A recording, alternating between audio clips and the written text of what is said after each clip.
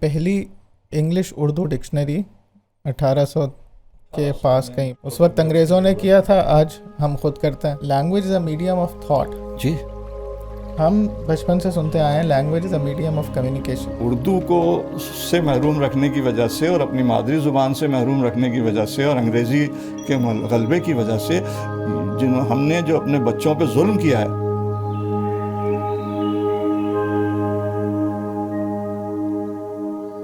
حدیث صاحب، اردو کے بارے میں تھوڑا سا اگر بتائیں کہ اردو کی تاریخ کیا ہے، کتنی پرانی ہے، کب وجود میں آئی، کیسے وجود میں آئی، اور اس پر کن زبانوں کا اثر ہے، تھوڑا سا اگر ذرا ایک تعارف ہو جائے. میں عرض کرتا ہوں بہت مختصراً، ظاہر ہے جو گنجائش ہے کہ اصل میں زبانیں تمام ہی تقریباً بتدریج وقت کے ساتھ ساتھ نشو و نما پاتی ہیں اور ان کا رواج ہوتا ہے.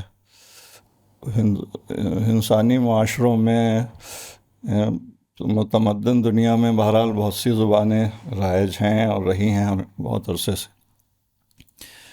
اردو کا جہاں تک تعلق ہے، اس کا یعنی ابتدا ہم شمار کرتے ہیں جب مسلمان مختلف اطراف سے ہندوستان میں آئے اور مختلف یہاں کی مقامی زبانوں سے ان کا تعارف ہوا اور پھر ان کے مقامی لوگوں سے ربط ضبط کی وجہ سے کچھ زبان میں ایسی تبدیلیاں ہوئیں کہ ایک نئی زبان ایسا محسوس ہوتا ہے کہ بننی شروع ہوئی. اس میں یہ ہے کہ مختلف نظریات رہے ہیں اردو زبان کی ابتدا کے حوالے سے. کچھ لوگوں نے کہا کہ جب سب سے پہلے عرب ہندوستان میں سندھ میں آئے تھے، محمد بن قاسم نے جب حملہ کیا، بلکہ اس سے بھی پہلے آ گئے تھے تجارت کے حوالے سے جنوبی ہندوستان میں اور سندھ میں. تو ان سے یعنی اس کی ابتدا جو ہے وہ سندھ سے تصور کی گئی. کچھ لوگوں کے نزدیک حیدرآباد دکن سے میں ہوئی اس کی بالکل ابتدا. کچھ لوگوں کے نزدیک پنجاب میں اس کی ابتدا ہوئی. اس کی پوری تفصیل ہے، لیکن ہمارا چونکہ موضوع ایسا نہیں ہے، ہمیں مختصراً یہ دیکھنا ہے کہ مسلمانوں کے جب ہم نے حملے کیے ہیں محمود غزنوی کے زمانے سے، تو یہاں پر ہندوستان کے علاقوں پہ انہوں نے حملے کیے اور پھر وہ واپس چلے جاتے تھے.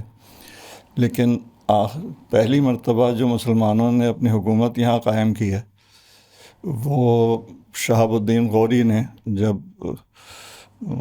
پرتھوی راج کو شکست دی اور ایک باضابطہ یعنی فتح حاصل ہوئی انہیں. اس کے بعد وہ تو واپس چلے گئے تھے. ان کے سپہ سالاروں میں ایک صاحب تھے قطب الدین ایبک. انہوں نے دہلی کے اوپر اپنا حکومت اپنی شروع کی، اور یہ خاندان غلامہ کہلاتا ہے، جس میں التمش یا التتمش بھی ہیں اور بھی رضیہ سلطانہ بھی ہیں اور مختلف بادشاہ ہیں.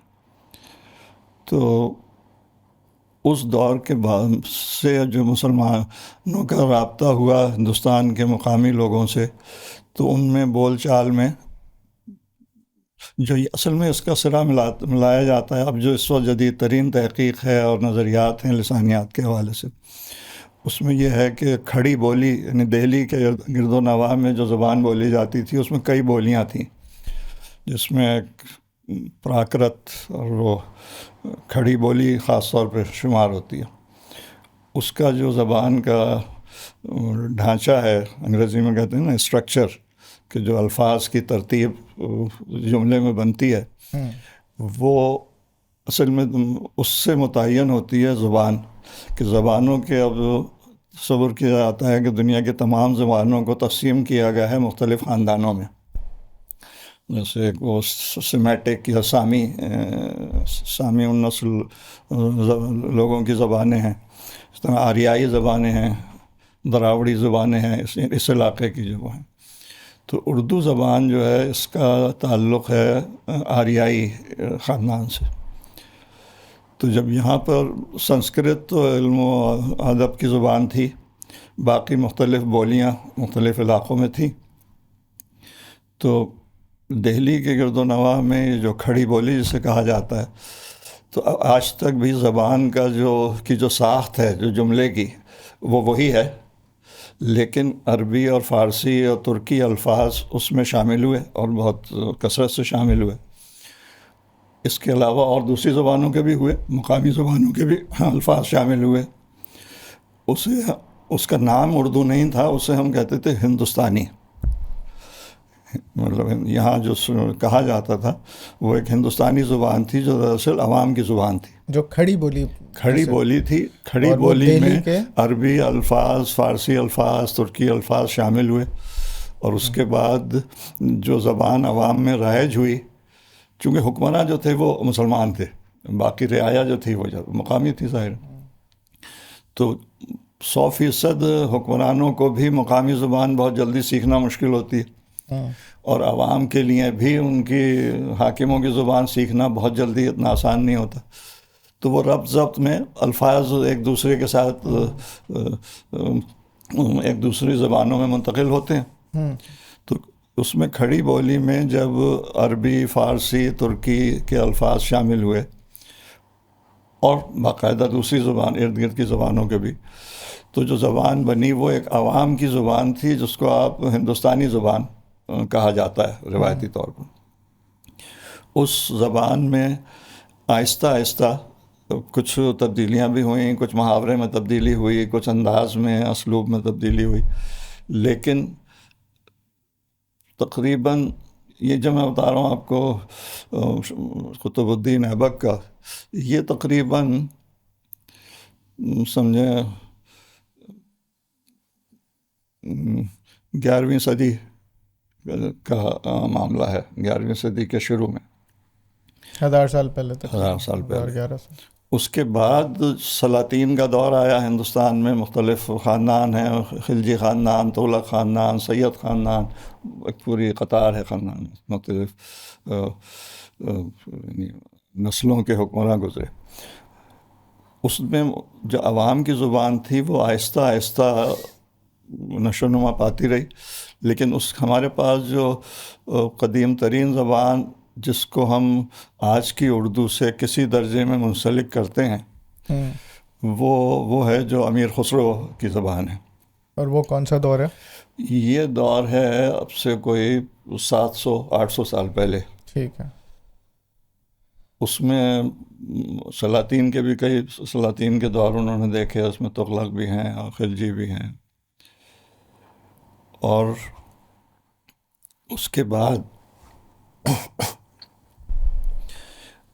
بعد سلاطین کے دور میں آہستہ آہستہ وہ زبان نشو و نما پاتی رہی. لیکن آج ہم جس اردو سے واقف ہیں وہ دراصل اپنی ایک واضح شکل میں جو سامنے آتی ہے وہ مغلیہ دور میں آتی ہے. مغلیہ دور میں جو کہ ہندوستان کے یہ مسلمان بادشاہوں کا آخری خاندان جو ہے وہ مغلیہ خاندان ہے. بابر نے 16ویں صدی میں 1526 میں پانی پت کی پہلی لڑائی فتح کی ہے انہوں نے ابراہیم لودھی کے خلاف.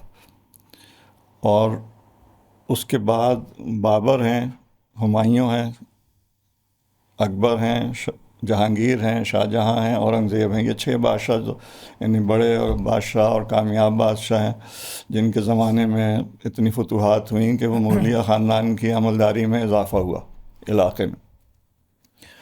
اور اس میں بیچ میں ویسے اردو زبان کی بات ہو رہی ہے لیکن تاریخ کا چونکہ ذرا سا وہ اگر آ جائے ذکر تو اچھا مناسب ہے. ہمایوں کے دور میں ایک وقفہ ہے مغلیہ خاندان کے تسلسل میں. وہ شیر شاہ سوری نے جو کہ بابر کی فوج کے ایک سپہ سالار تھے اور بعد میں ہمایوں کے بھی سپہ سالار تھے، ایک سپہ سالار تھے، انہوں نے بغاوت کر کے قبضہ کیا دہلی کے تخت پہ اور ہمایوں کو فرار ہونا پڑا، ایران کی طرف چلے گئے. شیر شاہ سوری کا انتقال تقریباً 5 سال بعد ہو گیا تھا. ان کے بچوں نے حکومت سنبھالی لیکن وہ ظاہر ہے بہت زیادہ عرصے نہیں سنبھال سکے. تو تقریباً 10 سال کے بعد وہ دوبارہ ہمایوں نے ایران کے حکمرانوں کی مدد سے فوج لے کے آئے اور انہوں نے دوبارہ دہلی پہ قبضہ کیا. تو یہ یعنی 1526 سے بابر نے دہلی پر قبضہ کیا تھا، اور یہ ان کا علاقہ بڑھتا رہا. اورنگزیب کے دور میں سب سے بڑا علاقہ ان کے پاس جو رہا، جس میں جنوبی ہندوستان بھی پورا شامل ہو گیا، وہ اورنگزیب کا دور ہے. اورنگزیب کا انتقال ہوا ہے 1707 میں، اور اس سے پہلے یہاں پر یورپی اقوام آ گئی تھیں، انگریز، فرانسیسی، پرتگالی، ولندیزی. وہ میں اردو کے شوق میں کہہ رہا ہوں، ولندیزی شاید زیادہ معروف نہ ہو اس وقت. ڈچ یا ہالینڈ کے جو لوگ ہیں اسے ہم اردو میں یا ولندیزی کہتے ہیں. ولندیزی، جی. اور پرتگال تو پورچوگیز کا وہ ہے، پرتگالی. تو اردو میں ان زبانوں کے الفاظ بھی شامل ہوئے مغلوں کے آخری بھی نہیں، یعنی شاہ جہاں کے دور کے بعد سے ان اقوام کے لوگ بھی آنے شروع ہو گئے تھے.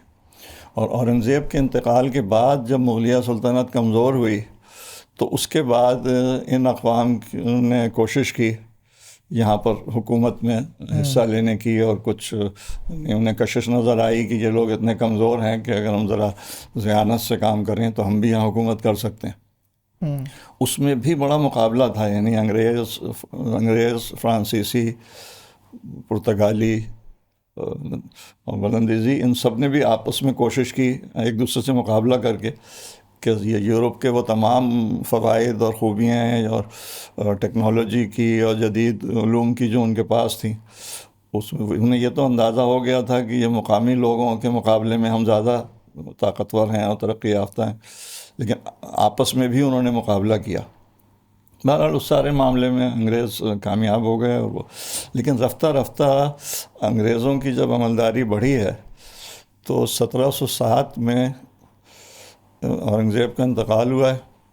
سب سے پہلے جنوبی ہندوستان میں انگریزوں کے اثرات آئے، اور اس کے بعد بنگال میں آئے. بنگال میں جو سراج الدولہ کا بڑا مشہور سب کو معلوم ہے، جنگ پلاسی ہوئی 1757 میں، تقریباً اورنگزیب کے انتقال کے 50 سال بعد. اور تقریباً پورے 100 سال کے بعد 1857 میں انگریزوں نے بہادر شاہ ظفر جو آخری بادشاہ تھے، ان کی جو ایک علامتی حکومت قلعے میں رہ گئی تھی وہ بھی ختم کر کے پورے ہندوستان پر باقاعدہ قبضہ کیا، اور پھر وہ سلطنت برطانیہ کے دائرے کا حکومت میں آ گئے. اس سے پہلے وہ ایسٹ انڈیا کمپنی کی حکومت ہوا کرتی تھی. تو یہ تو اس منظر اس لحاظ سے تھا کہ اردو زبان کی جو زیادہ ترقی ہوئی ہے اور اس شکل میں جس میں آج موجود ہے، اس کو اگر ہم پیچھے جائیں گے، اصل میں یہ انگریزوں نے کیا تھا اپنی آسانی کے لیے، کہ بجائے اس کے کہ جو اتنی محنت نہیں کر سکتے تھے کہ وہ یہاں کے رسم الخط سیکھیں، تو وہ اپنی بات اپنی زبان میں لکھ لیا کرتے تھے. تو وہ پھر رومن اردو یا رومن ہندی. تو یہ جو گلکرائس تھے، انہوں نے جو لغت چھاپی تھی وہ تینوں انداز سے تھی. وہ جو فارسی زبان الفاظ وہی تھے، لیکن جو فارسی یا عربی رسم الخط میں تھی اس کو انہوں نے کہا کہ یہ انگریزی اردو لغت ہے. جو ہندی کے لیے دیوناگری رسم الخط میں مقامی الفاظ لکھے ہندوستانی زبان کے، اسے کہا کہ یہ ہندی ہے. اور تیسرا جو تھا وہ خالص انگریزوں کی مدد کے لیے، کہ جو مبتدی طالب علم ہیں، ابھی اتنی نہیں رسم الخط نہیں سیکھ سکے ہیں، وہ کم از کم اس سے مدد لے لیں. تو وہ رومن اردو میں بھی ان کا ایک ایڈیشن تھا اس کا. یہ کون سے سال کی بات ہو رہی ہے؟ یہ بات ہے تقریباً 1800 ہی، تقریباً 1800، 1810، 1820 وہ زمانہ. یہ پہلی انگلش اردو ڈکشنری 1800 میں 1810 کے دور میں. اور آپ نے کہا رومن اردو وہ انہوں نے استعمال کیا انگریزوں نے. اس وقت انگریزوں نے کیا تھا، آج ہم خود کرتے ہیں موبائل کے اندر. آج جو ہم کر رہے ہیں وہ تو مطلب ہمارے بڑے سخت جذبات ہیں، اس کے لیے بہت زیادتی کر رہے ہیں. اچھا، ہادی صاحب ایک تھوڑا سا اس بات کو مزید ذرا سمجھنے کے لیے، اس سے پہلے درباروں میں جو غالب جاتے تھے یا باقی شعراء جاتے تھے، اور وہ آپ نے کہا درباری زبان جو ہے وہ فارسی تھی، تو جو شعراء بادشاہ کی ایک مدح سرائی میں جو بات کرتے تھے وہ فارسی میں ہی کرتے تھے؟ فارسی میں بھی کرتے تھے ان معنوں میں، جب میں نے کہا نا میں پوری بات کروں اس 1000 سال کے پورے دور میں، لیکن بالکل آخری جیسے بہادر شاہ ظفر یا ان سے چند نسل پہلے جو بادشاہ تھے، اچھا اس میں وضاحت کر دوں تھوڑی سی، کیونکہ تاریخی لنک ہے کہ بابر سے لے کر اورنگزیب تک 6 بادشاہ ہیں، ٹھیک ہے، اور جن کا دور جو ہے وہ تقریباً کوئی 175 سال ہے، 130 سال سمجھ لیں کہ 1526 اور 1707، تو 175 سال۔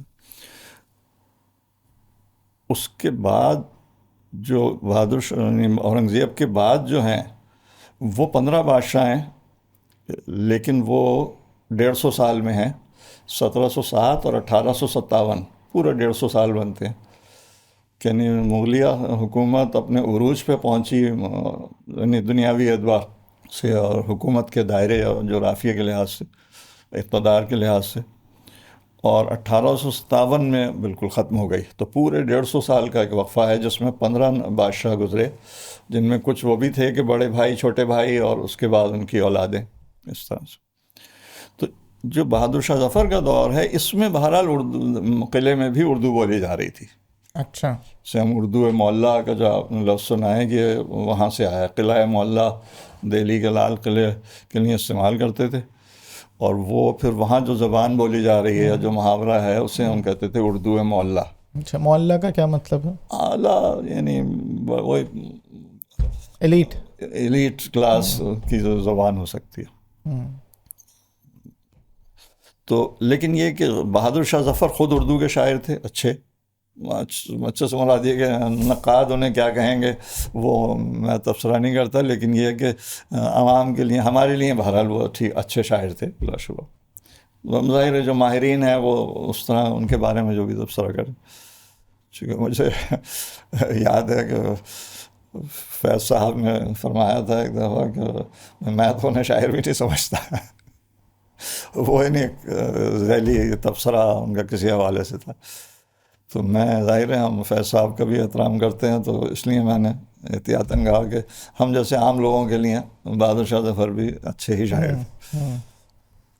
صحیح۔ تو وہاں یہ تھا کہ شاعروں کی سرپرستی بھی ہو رہی تھی، اور ایک مشاعرے ہوتے تھے قلعے میں، اور بہادر شاہ ظفر نے شیخ ابراہیم ذوق کو اپنا استاد بنایا ہوا تھا، تو وہ ملک الشعراء کہا جاتا تھا کہ جو دربار کے شعراء ہیں ان میں سب سے زیادہ ممتاز جو ہے وہ ان کا انتقال ہو گیا تھا۔ 1857 میں بہادر شاہ ظفر کی حکومت ختم ہوئی ہے، تو حال میں 1854 میں غالباً ان کا ذوق کا انتقال ہوا ہے۔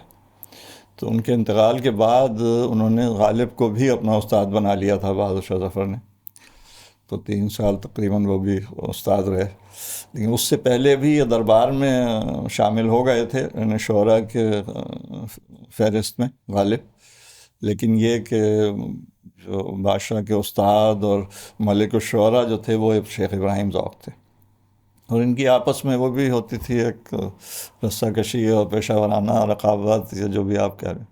عربی کو سمجھنا کتنا آسان، یا اس سے کتنی وہ ہو جاتی ہے؟ عربی کو سمجھنے میں آسانی تو ہوتی ہے، اردو داں شخص کو اس میں کوئی شبہ نہیں ہے۔ تھوڑی سی میں وضاحت یہ کر دیتا ہوں کہ عربی اور فارسی میں اصل میں اردو زبان نے جو اثر قبول کیا ہے وہ زیادہ فارسی کا کیا ہے۔ اچھا، فارسی چونکہ دربار کی زبان فارسی تھی، اور عرب جو شروع میں آئے تھے محمد بن قاسم وغیرہ وہ تو عرب تھے، لیکن اس کے بعد جو لوگ آئے وہ افغانستان سے آئے، ایران سے آئے، یا وسطی ایشیا سے جو ہمارے وہ ممالک ہیں سمرقند اور تاجکستان، ازبکستان، وہ علاقے تھے، وہ بھی چونکہ ترکستان کا علاقہ تھا۔ تو یہ جیسے بابر وغیرہ جو تھے ان کی زبان ویسے تو فارسی تھی، لیکن ان کی اپنی جو نسلی زبان تھی وہ ترکی تھی، جو منگول تھے اور تیمور کی اولاد تھے، تو ان کی اپنی جو زبان تھی. اور انہوں نے کتابیں وغیرہ بھی آپ نے سنا ہوگا، تزک جہانگیری، تزک بابری، وہ بیسیکلی ترکی میں ہے. تزک جو ہے وہ یعنی ایک سوانح کے طور پر ترکی زبان میں.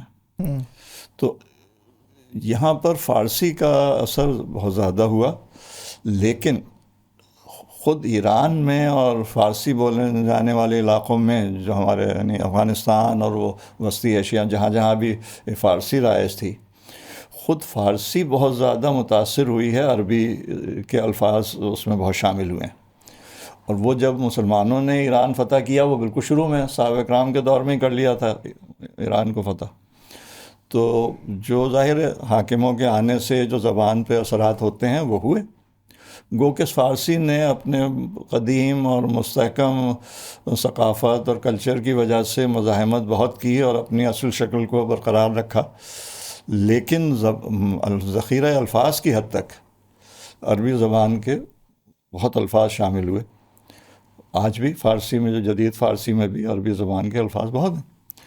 تو ہمارے ہاں اگر آپ دیکھیں کہ اردو نے جو اثر قبول کیا زیادہ، وہ کیا ہے فارسی زبان کا، چونکہ جو حکمراں تھے وہ عرب نہیں تھے، وہ فارسی جاننے والے تھے. لیکن خود فارسی میں جتنی عربی آ چکی تھی، وہ ظاہر ہے اس پہلو جب فارسی آئی اور فارسی میں جتنا جز عربی کا موجود تھا وہ اس کے ساتھ وہ بھی آیا. تو اب اس وقت اردو میں الفاظ ہمارے پاس فارسی کے بھی بہت ہیں اور عربی کے بھی بہت ہیں، شاید عربی کے زیادہ ہوں گے، لیکن وجہ وہی ہے کہ اردو میں عربی کے وہ الفاظ ہیں جو پہلے سے فارسی میں آ چکے تھے.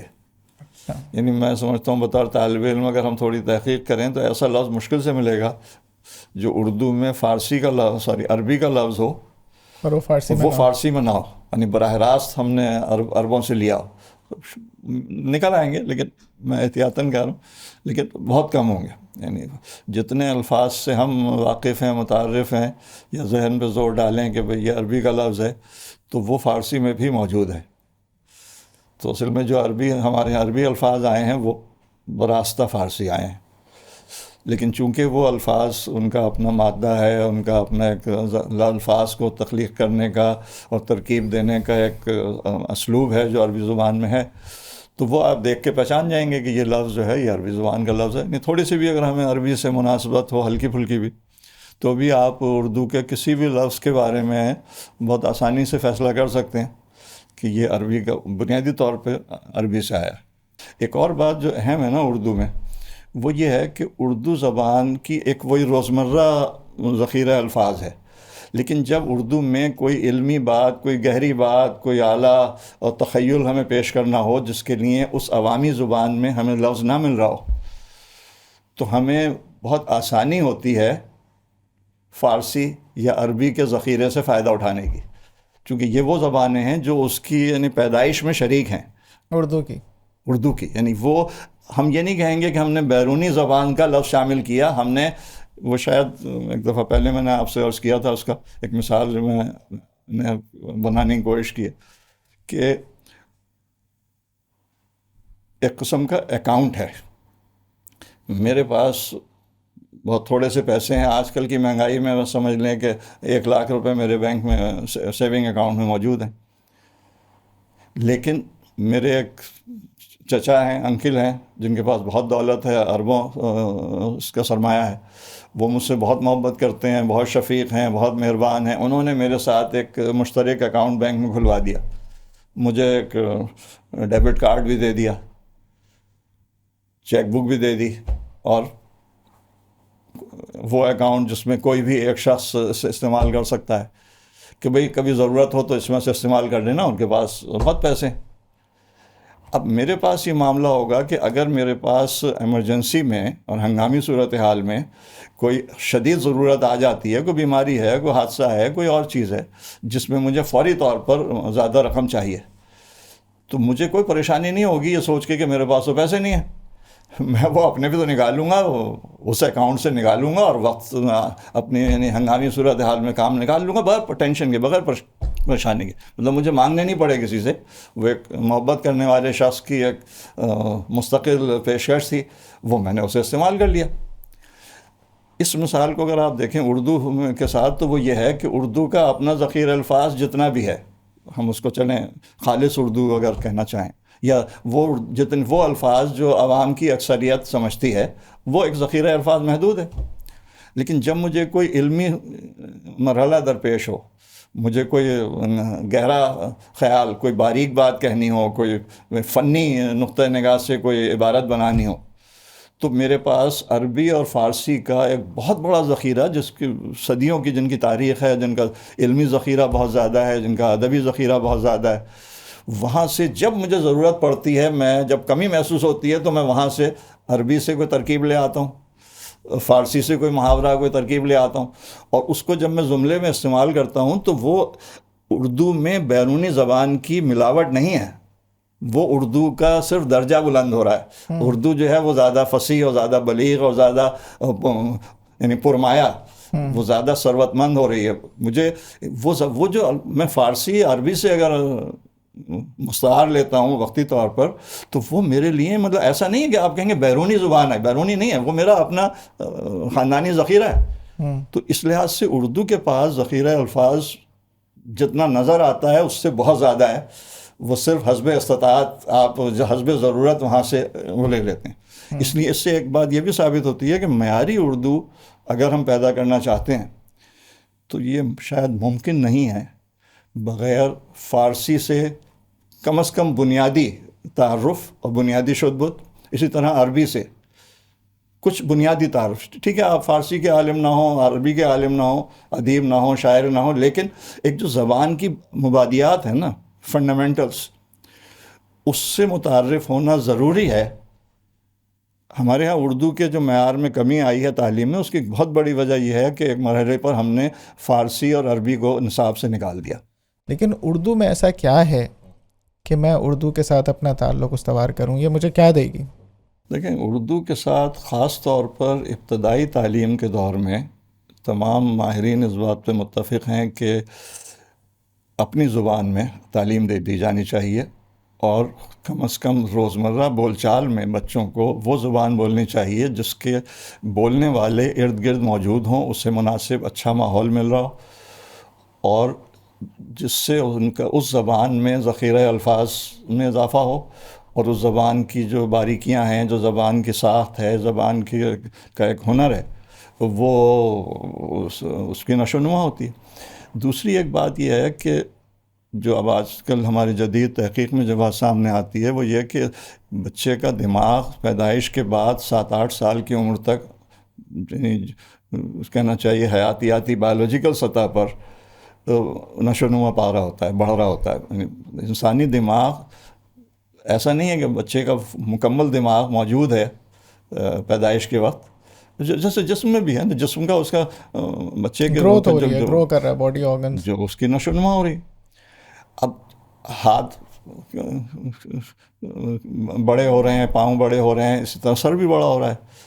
سر بڑے ہونے کا مطلب ہے کہ دماغ بھی بڑا ہو رہا ہے، دماغ میں نئے نیورونز، جیسے انگریزی میں ظاہر ہے ہم کہیں گے دماغ کے خلیات کہہ لیجیے آپ اردو میں، لیکن جو نیورونز ہیں وہ نئے نیورونز بن رہے ہیں، اور تو دماغ کا وہ حصہ جو نشو و نما پا رہا ہوتا ہے، اس میں بہت اہم حصہ وہ ہے جہاں پر زبان پروسیس ہوتی ہے۔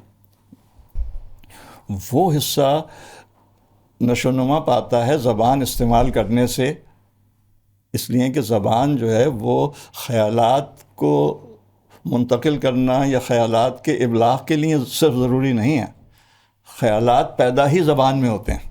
یعنی ہم انگریزی میں ہم کہتے ہیں کہ language is the medium for thought. خیالات زبان کے واسطے میں، زبان میں پیدا ہوتے ہیں۔ اس کی ہم مثال اس طرح لیتے ہیں کہ سائنس میں جس طرح ہم میڈیم یا واسطے کا لفظ استعمال کرتے ہیں کہ ہوا کرۂ ارض پر آواز کے لیے واسطہ ہے، میڈیم ہے۔ میں آپ سے گفتگو کر رہا ہوں، اگر ہم یہاں پر خلا کر دیں اور ہوا کو نکال لیں اس کمرے سے، تو آپ میری بات نہیں سن سکیں گے، چونکہ وہ جو آواز کی لہریں ہیں وہ ہوا میں بن رہی ہیں اور آپ تو کانوں تک منتقل ہو رہی ہیں۔ پانی کی جو کسی تالاب میں ہم پتھر پھینکتے ہیں جو لہریں بنتی ہیں وہ پانی میں بنتی ہیں. تو ہم سائنس میں یا انگریزی میں کہتے ہیں اسٹیشنری ویوز. تو اسٹیشنری ویوز جو ہیں وہ اس پانی میں مایا میں بن رہی. اسی طریقے سے خیالات کی لہریں جو ہیں وہ زبان میں بنتی ہیں. اچھا آپ نے کہا language is a medium of thought. جی ہم بچپن سے سنتے آئے ہیں language is a medium of communication. جی وہ غلط ہے. وہ بہت آگے کا مرحلہ ہے.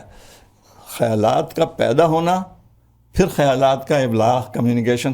تو میں یہ کہہ رہا ہوں کہ وہ نہ صرف کمیونیکیشن یا ابلاغ کے لیے ضروری ہے, وہ اس سے بھی نچلی سطح پر خیال پیدا کرنے کے لیے ضروری ہے. دیکھیں خیال جو ہے, خیال میں اور جذبے اور احساس میں ایک فرق ہے. جذبہ اور احساس الفاظ کے بغیر بھی ہو سکتا ہے.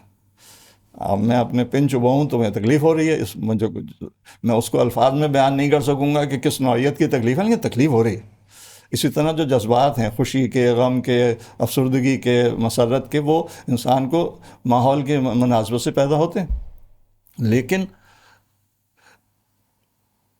جذبہ الفاظ کا محتاج نہیں ہے, احساسات جذبات الفاظ کے محتاج نہیں ہے. لیکن خیال جب آپ کہتے ہیں نا, خیال, وہ خیال الفاظ کا ایک جملہ ہوتا ہے. جس تصور کے بارے میں میرے پاس کوئی لفظ نہیں ہوتا وہ بات میں سوچ بھی نہیں سکتا. کبھی آپ تجربہ کر کے دیکھیں. اچھا خیال, سوری یہ بات کیونکہ تھوڑا سا میں اپنی لرننگ کے لیے سمجھنا چاہ رہا تھا, خیال کی کیا اہمیت ہے؟ اللہ اکبر, اللہ, ٹھیک ٹھیک. بھئی خیال کی اہمیت یہ ہے کہ انسانی دماغ جو اسے اشرف المخلوقات بناتا ہے, جو شعور ہے, وہ دراصل سب خیال سے پیدا ہوتے ہیں. یعنی گو کہ شعور کی ایک وہ سطح بھی ہے جو زبان سے ماورا ہے, وہ ایک اور بات ہے. لیکن یہ یعنی ہم وجدانی یا مابعد الطبیعاتی ہے, میٹا فزیکل. لیکن خیالات ظاہر ہے انسان کا شرف ہے, جس کے پاس اپنی بنیادی حیوانی سطح سے اٹھنے کے لیے ہمارے پاس جو بنیادی چیز ہے وہ ہماری خیال کی صلاحیت ہے, ہماری سوچنے کی صلاحیت ہے.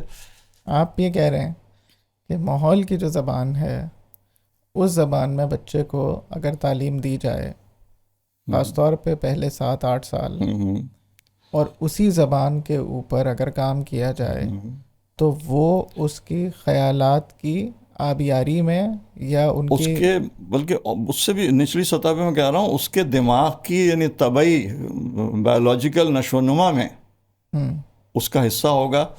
وہ دماغ زیادہ بہتر نشو و نما پائے گا, ایک ترقی یافتہ دماغ ہوگا جس میں تجریدی خیالات پیدا کرنے کی صلاحیت ہوگی, سوچنے کی گہرائی میں سوچنے کی صلاحیت ہوگی, تخیل میں بلندی ہوگی, لطافت ہوگی اور مختلف تہداری ہوگی. جو بھی اس کی مادری زبان ہے, چاہے اردو ہے تو اردو, پشتو ہے تو پشتو, پنجابی ہے تو پنجابی. ابتدائی دور میں مادری زبان, اور اب ہم ایک لفظ استعمال کرتے ہیں نا L1, اس میں یہ ہے کہ L1 سے کیا مراد ہے؟ L1 سے مراد یہ ہے کہ وہ زبان جو کہ جس تک بچے کی آسانی سے رسائی ہے, جو اس کے ماحول میں بولی جا رہی ہے, عام طور پر سمجھی جا رہی ہے, اس کے والدین, اس کے ارد گرد کے جو لوگ ہیں وہ جس زبان کو سب سے زیادہ استعمال کرتے ہیں, اب انگریزی میں کہتے ہیں نا ایکسپوجر, جس زبان سے اس کا سب سے زیادہ ایکسپوجر ہے وہ زبان اس کی L1 ہے. اچھا, اب اماں بھی بول رہی ہیں انگلش,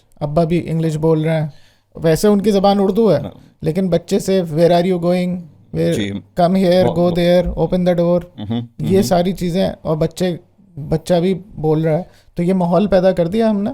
یہ میں ابھی عرض کرتا ہوں, بظاہر تو کر دیا, لیکن اس میں جو خرابی ہے وہ یہ ہے کہ ان والدین کی بھی اس زبان کی انگریزی کی سطح کو بہت اعلیٰ نہیں ہے.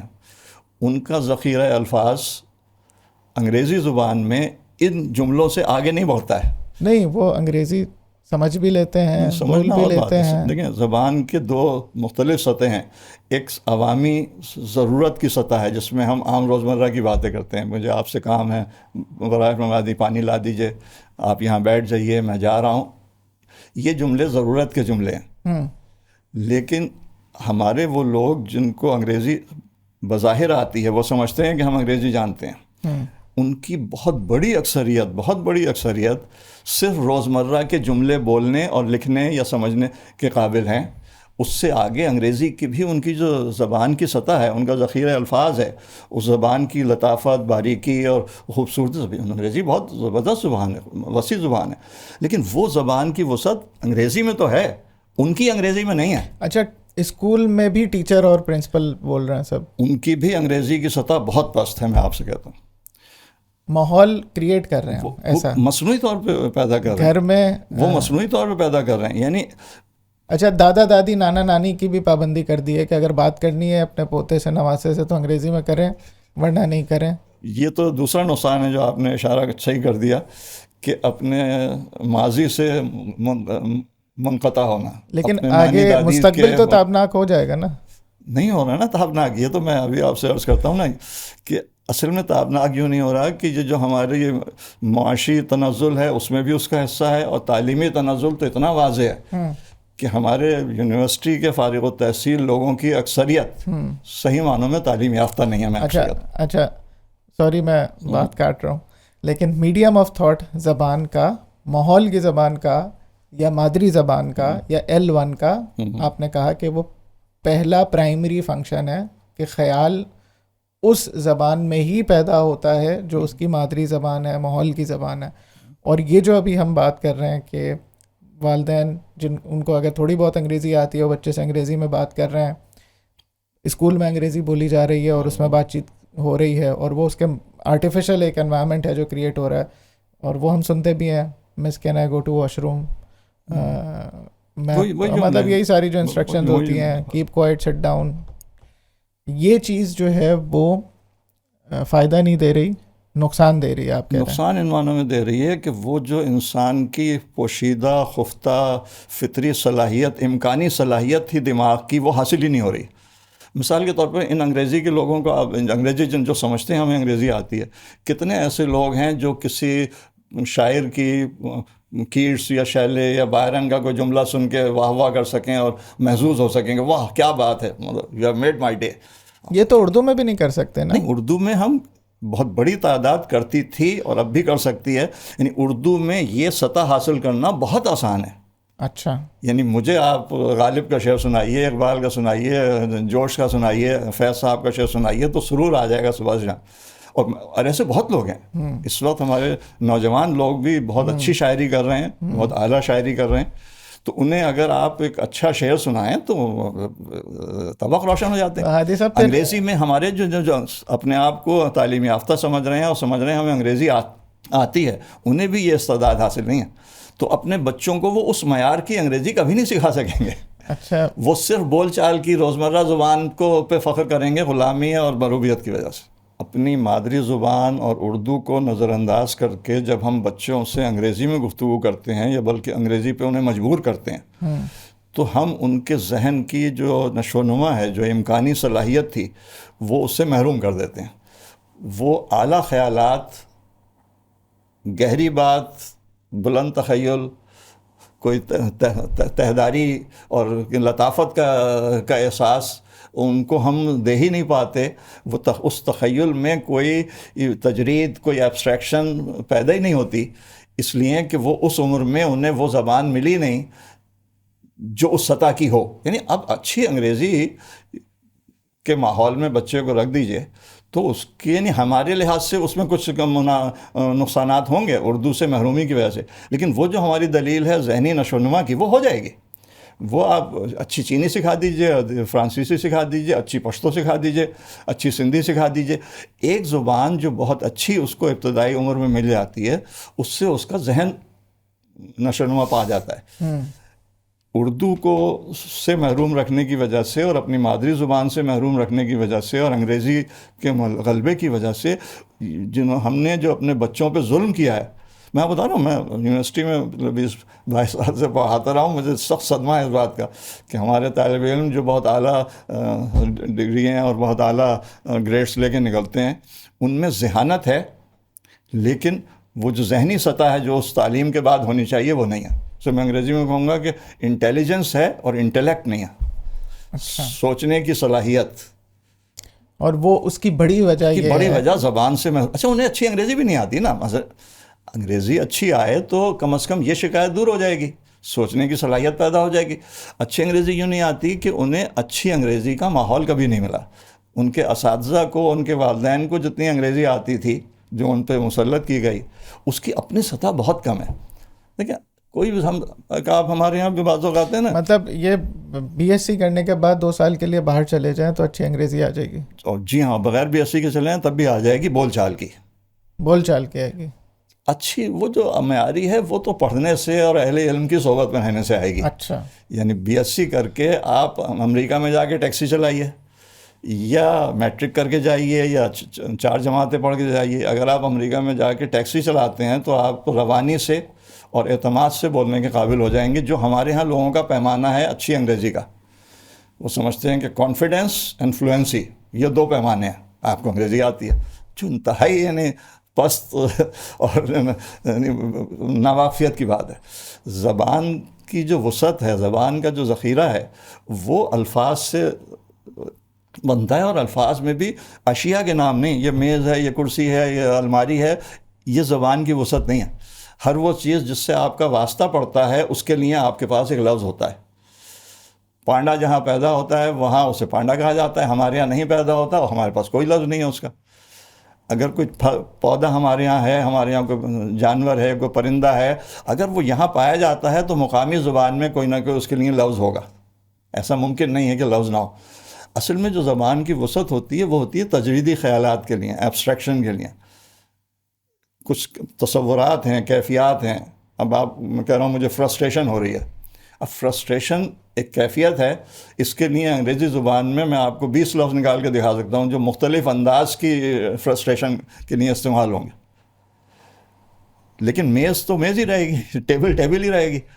تو زبان کی جو وسعت ہے وہ ہوتی ہے خیالات کی بلندی سے، خیالات میں باریکی سے، خیالات میں لطافت سے.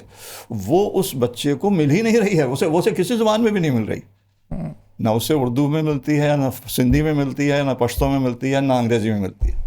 کیونکہ وہ جو اس کا اس ایج میں ان پٹ ہے وہ ہم نے ریسٹرکٹ کر دیا ہے ایک آرٹیفیشل ماحول میں، اور ایک خاص طرح سے فلوئنسی میں اور کانفیڈنس کے ساتھ کچھ الفاظ انگریزی کے بول سکے. وہ ہم نے ایک پیمانہ سیٹ کر لیا کہ شاید یہ بڑا زبردست کام ہے، جبکہ یہ زبردست کام نہیں ہے، یہ بڑی پریشانی والا کام ہے. ایک بات آپ نے جو باتیں ہوئیں اس میں ذکر نہیں آیا کہ اردو نہیں بلکہ ہر زبان ایک خاص تہذیب، ایک خاص ثقافت کا ایک لازمی حصہ ہوتی ہے. جو مطلب اگر آپ کہیں اتنا معروف لفظ اب نہیں رہا، جزو لا ینفک، انٹیگرل پارٹ کہتے ہیں، انسیپریبل پارٹ. صحیح. کوئی بھی زبان اپنی تہذیب، اپنے ماحول، اپنے ثقافت کا ایک جز ہوتی ہے. اس کو آپ اس سے الگ نہیں کر سکتے. جب آپ انگریزی زبان میں بہت زیادہ ڈوبنے کی کوشش کرتے ہیں اور بہت معیاری انگریزی سیکھنے کی کوشش کرتے ہیں، معیاری کیا ابتدائی بھی سیکھنے کی کوشش کرتے ہیں، تو اس کے ساتھ ساتھ وہ انگریزی ثقافت اور انگریزی تہذیب جو ہے وہ الفاظ کے ساتھ آتی ہے. اور جب آپ اردو سے الفاظ سے محروم ہوتے ہیں تو اس ثقافت سے، اس تہذیب سے دور ہو جاتے ہیں. کوئی زبان آپ ایسی اچھی معیاری نہیں سیکھ سکتے جب تک آپ اس کی تہذیب سے کم از کم متعارف نہ ہوں. یہ ضروری نہیں کہ آپ اختیار کر لیں، لیکن علم کی حد تک، تعارف کی حد تک آپ کو فہم ہونا چاہیے اس کے ثقافت کا، اس کی تہذیب کا، اس کے ماحول کا. چونکہ وہ زبان جو ہے وہ اس ثقافت کا ایک حصہ ہے. الگ سے میں انگریزی کو اٹھا، مثلا تو آج کل جو ہمارے بچے انگریزی ناول پڑھتے ہیں انگریزی شوق میں، تو آپ کیا سمجھتے ہیں انگریزی ناول جو ہے اس کے پیچھے اس کی پوری تہذیب ہے، اس کی پوری ثقافت ہے. اگر ایک مصنف امریکہ میں، نیو یارک میں پیدا ہوا ہے، مینہٹن میں، تو وہ جو اس کی کہانی ہوگی اس میں وہاں کے تذکرے ہوں گے، وہاں کی اقدار ہوں گی، وہاں کے مسائل ہوں گے. اگر آپ منشی پریم چند کی کہانی پڑھیں گے تو اس میں آپ کو بر صغیر کے ماحول ملے گا، اس کی تہذیب، اس کے مسائل. تو پورا جو ذہنی پس منظر ہے وہ ذہنی پس منظر منتقل ہو جاتا ہے زبان منتقل ہونے سے.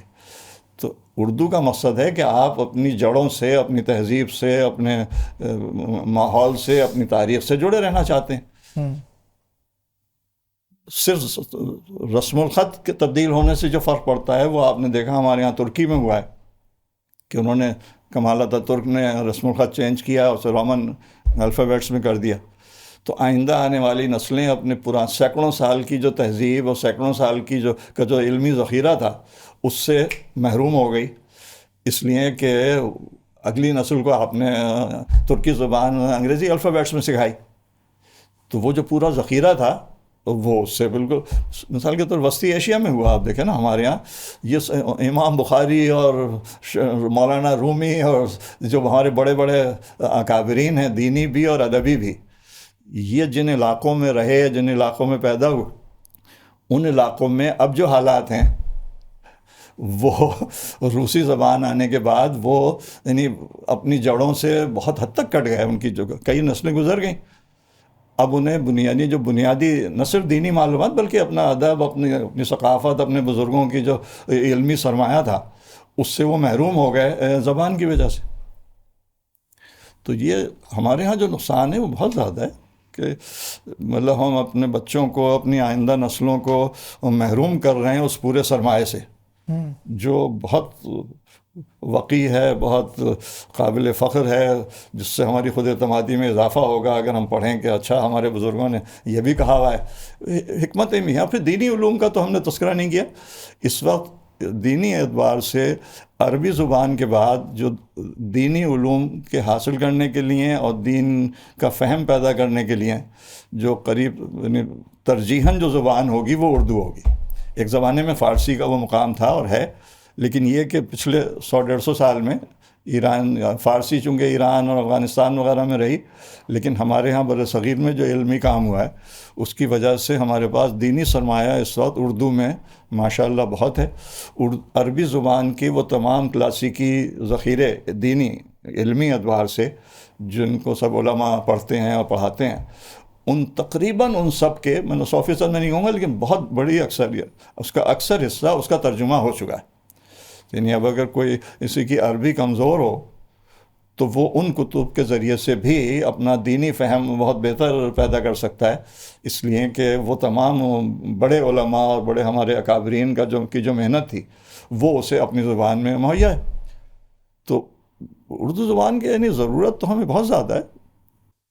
جب پچھلے کچھ دور سے، کیونکہ بات تھوڑی سی ہم اردو کے حوالے سے لیکن اوور آل زبان کے حوالے سے بھی ہو رہی ہے، اور پچھلے کچھ عرصے سے ایک فیشن چلا رومی کو کوٹ کرنے کا، ٹھیک ہے، اچھا پھر کچھ لوگ آگے بڑھے، انہوں نے اور بہت سارے اس طرح سے آئنسٹائن کو بھی کوٹ کر دیتے ہیں، اور ارسطو کے بھی کچھ کوٹس آ جاتے ہیں، اقبال بھی آ جاتے ہیں، درمیان میں کچھ کوٹیشنز آ جاتی ہیں، تو مطلب یہ سارے بڑے نام ہیں، ٹھیک ہے، تو رومی بھی کچھ دے رہے ہیں، اقبال بھی کچھ دے رہے ہیں، ارسطو بھی کچھ دے رہے ہیں، اور آپ نے پھر بات کہی کہ جو زبان ہے وہ ترجمہ کے ذریعے ہم کچھ حاصل تو کر لیں گے لیکن وہ مفہوم ہوگا، وہ اس کا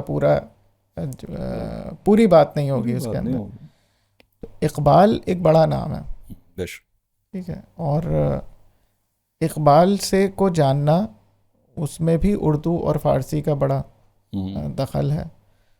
تو اقبال سے ہمیں آج کے دور میں اگر ہم بات کریں، جو اس وقت جو صورتحال ہے، جتنی نا امیدی ہے گلوبل لیول پر اور جتنی نا امیدی ہے انفرادی سطح پر اس وقت ہمارے ملک کی حالات کہہ لیں، اور اقبال سے ہمیں کوئی ایسی بات مل سکتی ہے، مطلب اگر ہم اردو بہتر کریں اور ہم اقبال کو پڑھیں تو کیا کوئی ایسی چیز جو مجھے فائدہ دے سکے؟ ٹھیک ہے آپ نے کہہ دیا انگریزی نہیں سکھاؤ، نہیں سیکھ رہا، تو اب مطلب انگریزی ابتدائی کو اردو پر ترجیح مت دو، ٹھیک ہے، یہ بات بالکل وہی۔ تو اب اقبال سے کچھ حاصل ہوگا، ادھر بہت کچھ حاصل ہوگا، بلکہ میری تو یہ رائے ہے کہ ہمارے جتنے مسائل ہیں ساؤتھ پاکستان میں، ان کا اگر کوئی ایک شخص کے پاس، نہیں وہ دینی اور پیغمبروں کی بات الگ ہے، ظاہر ہے اس سطح سے نیچے آ کر اقبال کے پاس جو حل موجود ہے وہ شافی اور کافی ہوگا انشاءاللہ ہمارے تقریباً تمام مسائل کے لیے جو اقبال کے پاس ہے۔ اس لیے کہ اقبال نے جو کام کیا ہے اور جس میں پاکستان بننے میں اقبال کا بڑا ہاتھ ہے، اس کے اقبال کی شاعری کا، اقبال کی فکر کا بہت دخل ہے پاکستان کا جذبہ پیدا آزادی کا جذبہ پیدا کرنے میں۔ اس حد تک آپ سوچیں کہ اب شاید وہ کچھ شرارت کر رہے ہیں وہاں پر تعصب کی وجہ سے، ورنہ ہندوستان بطور ترانہ استعمال کرتا رہا ہے سارے جہاں سے اچھا ہندوستان ہمارا، تو وہ اقبال کا کلام ہندوستان میں ترانے کے طور پہ استعمال ہوتا رہا، جو اب ذرا ان کے اس متعصب ذہن کو کھل رہی ہے بات کہ علامہ اقبال تو پاکستان بنانے کے ذمہ دار تھے، ہم نے ان کی شاعری کو اپنے ہاں ترانے کے طور پہ لیا ہوا، تو وہ ایک دوسرا مسئلہ ہے۔ لیکن اقبال کے پاس جو کچھ ہے وہ اس کی ہمیں سخت ضرورت ہے۔ پاکستان بننے کے بعد ہمارا فرض تھا کہ ہم اقبال کی سوچ، اقبال کی فکر کو اختیار کرتے اور اس سے فائدہ اٹھاتے، وہ بدقسمتی سے ہم نے نہیں اٹھایا اور ہم اس کی اس وقت سزا بھگت رہے ہیں۔ ویسے تو اقبال کے ظاہر بہت سی باتیں اقبال نے کہیں، لیکن جو عام لوگ جانتے ہیں کہ بھئی خود ہی کا تصور ہے۔ اس وقت جو پاکستان کے حالات ہیں وہ اجتماعی طور پر خودی سے کامل محرومی کا معاملہ ہے، ہر سطح پر، سیاست میں بھی، معیشت میں بھی، معاشرتی حالات میں بھی، روزمرہ کے مسائل میں بھی۔ تو اگر ہم اقبال کی شاعری سے کچھ فائدہ اٹھا کر اپنی نسل کو وہ چیزیں سکھا سکتے اور ان کی خودی بلند کرنے کا انتظام کر سکتے تو آج ہم اس حال میں نہیں ہوتے جس میں ابھی۔ اقبال کا کمال یہ ہے کہ آج تو حالات ہم آزاد ملک ہیں نا، کم از کم ایک ظاہری طور پر۔ اقبال جب پیدا ہوئے یا جب اقبال کا انتقال ہوا تو برطانوی غلامی تھی اور بہت مضبوط غلامی تھی، بلکہ اصل میں جو دوسری جنگ عظیم میں برطانیہ کی حالات میں کمزوری آئی، جس نے مدد دی ہمیں آزاد ہونے میں۔ آپ سمجھتے نا اگر دوسری جنگ عظیم نہیں ہوتی تو ابھی انگریز یہاں سے اتنی جلدی جاتے نہیں اور ہم بھی برطانوی ہندوستان میں رہ رہے ہوتے۔ وہ مطلب میری تو یہ رائے ہے کہ ہم لوگوں کو مشکور ہونا چاہیے ہٹلر اور مسولینی وغیرہ کا، جنہوں نے، جو اچھے انسان نہیں تھے، ان کی تمام خامی ہیں ان کے ساتھ، لیکن تاریخی طور پر ہم اس کے مستفید ہوئے ہیں، کیونکہ دو شیطانوں میں مقابلہ تھا، دونوں نے ایک دوسرے کو کمزور کیا، ایک ہار گیا دوسرا جیت گیا، لیکن جیتنے والا بھی اتنا کمزور ہو گیا اس دوسرے غلط شخص کی وجہ سے کہ وہ ان نوآبادیات کو سنبھالنے کے قابل نہیں رہا۔ تو ہماری آزادی میں جہاں ہماری کوششیں اور ہمارا جذبہ اور ہماری تحریکوں کا دخل ہے، اس کے علاوہ ان کی کمزوری کا بھی دخل ہے۔ یعنی پہلی جنگ عظیم میں کمزور ہوئے تھے، لیکن دوسری جنگ عظیم میں بہت زیادہ کمزور ہو گئے۔ تو ہماری بات کس سے شروع ہوئی تھی؟ اقبال کا آپ کہہ رہے تھے کہ اجتماعی سطح پر اقبال کا یہ معاملہ تھا کہ اقبال کا کمال اور احسان یہ ہے کہ وہ غلام ہندوستان میں پیدا ہوئے، جس ماحول میں انہوں نے آنکھ کھولی وہ برطانیہ کے عروج کا دور تھا۔ اقبال کی پیدائش ہے 1877 کی، جو انتہائی مضبوط برطانیہ کی حکومت تھی، اور پوری ان کی جو عمر گزری ہے وہ مطلب بہت کامل اقتدار اور بہت زبردست حکومت تھی۔ تو لیکن انہوں نے اس پورے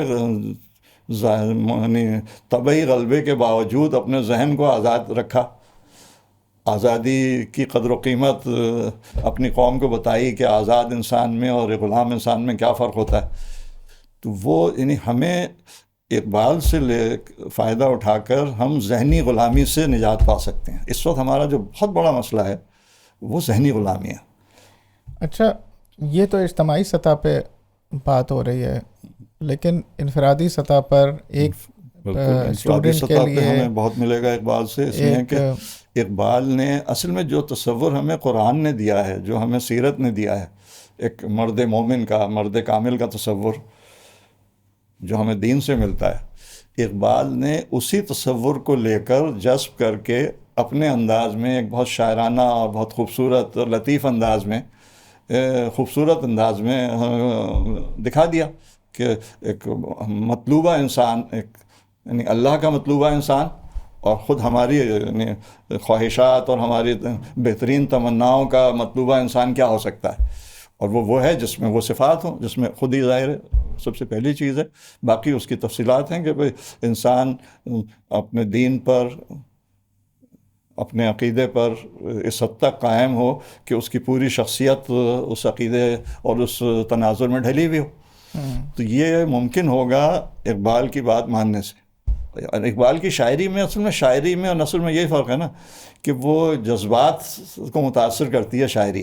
آپ ایک بات نثر میں ایک فلسفی کے منہ سے کہلوا دیں اور وہی بات ایک شاعر اپنے شاعرانہ زبان میں کہتا ہے تو وہ جا کے دل کو لگتی ہے.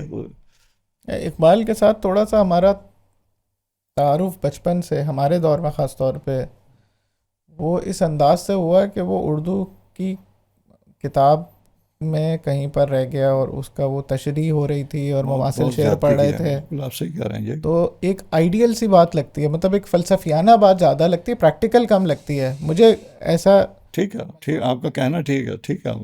شاعری آج کل تو سمجھ ہی نہیں آتی, نہ پڑھنے کا شوق ہوتا ہے عمومی طور پر. ہم رو رہے ہیں اس وقت کہ شاعری جو ہے وہ ایک بہت بڑی تعداد ہے جو اپنے مزاج کو نعمت ہے جس سے ہم محروم ہوئے ہیں اور ہم انہیں پوری اپنی آئندہ نسل پہ ظلم کیا ہے, محروم کیا. حقیقت میں 10 میں سے 1-2 بچے ہوتے ہوں گے یا 1-2 افراد ہم معاشرے میں لوگ ملتے ہوں گے جن کو شاعری سے کچھ شغف ہوگا. بہت ذہین ہے, وہ فزکس میں 100 میں سے 100 نمبر لے آتا ہے.